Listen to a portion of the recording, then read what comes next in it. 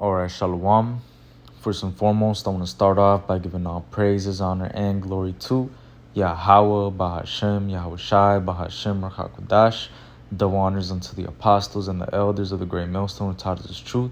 Shalom also to the Akim pushing this word in sincerity and in truth, and to the speckled bird across the four corners of the world, and to the few sisters who are listening to you. I say Shalom. Lord willing, this will be an edifying lesson. And, basically, I wanted to get into this Luke because, the Lord, basically told Simon Peter, a very heavy thing, man. This is let me get it real quick. This is Luke 21:31, and it says, and behold, and the Lord said, Salakia, this is Luke 22:31, and the Lord said, Simon, Simon, behold, Satan has desired to have you that he may sift you as wheat, right? And right now, like Apostle Gabar said, it's always sifting time, man. See, the Lord is, the Satan is always trying to look for ways to sift us out, man. Which really, when you go into that word for sift, it goes into basically how Satan is going to try to take us out this truth through inward agitation, man. Matter of fact, let me just get it for edification purposes. This is Luke 22, verse 31. Let's get into that word sift.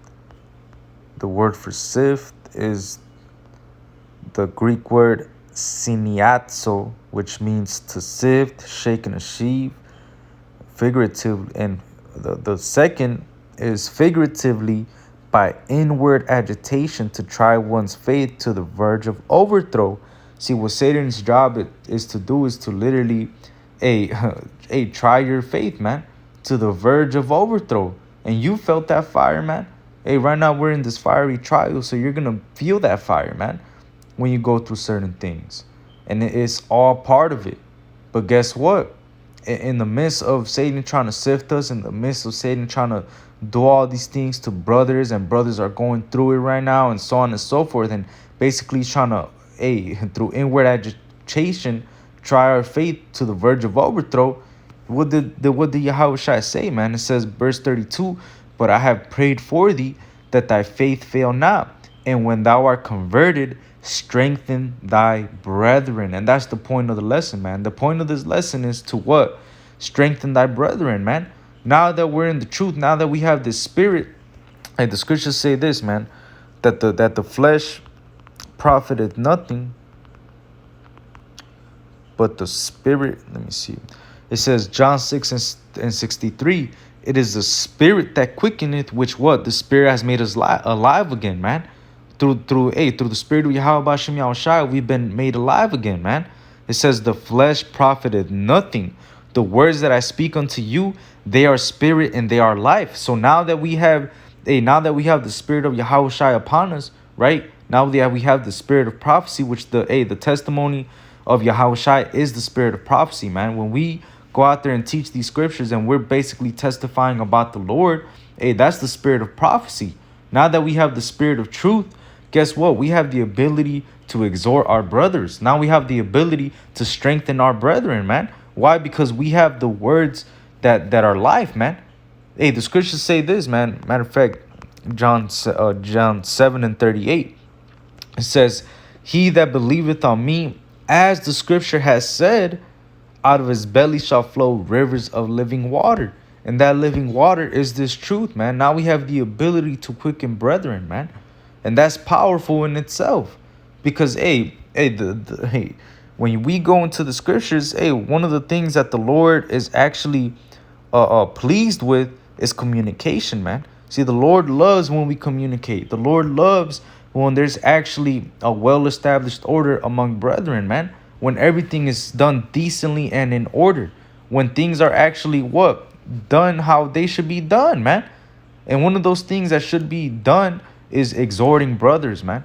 When we are converted, which quickened by the Spirit, and we've been made alive again, we should be strengthening our brethren, man. Communicating with those brothers, exhorting those brothers, putting these words in their ears so that the scripture says that faith cometh by hearing, right?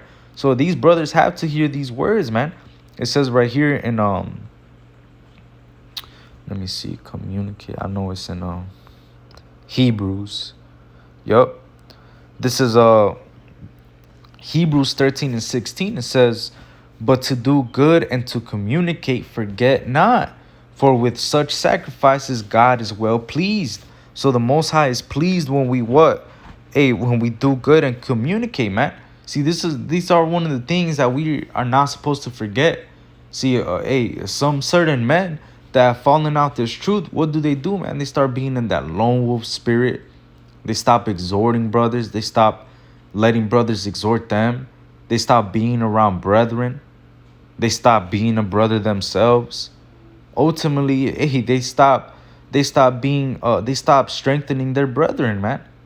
And you have to realize that, with this truth, is all hands on deck, man. You see, you're part of the body now. Now you being part of the body, now you have to do your part. Now you have to do what you have to do, man.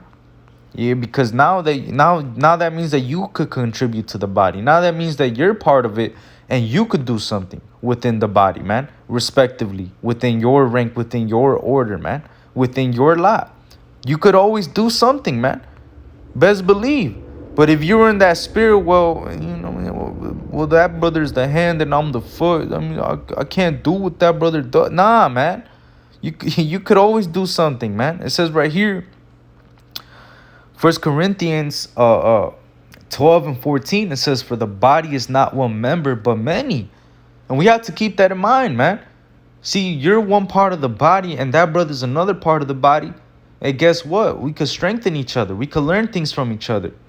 The scripture says iron sharpeneth iron, does it not? Do not the scripture says, am I not my brother? Are we not our brother's keeper, man?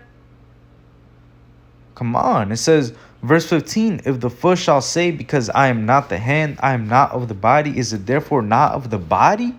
And if the ear shall say, because I am not the eye, I am not of the body, is it therefore not of the body? If the whole body were an eye, where were the hearing? If the whole were hearing, where were the smelling?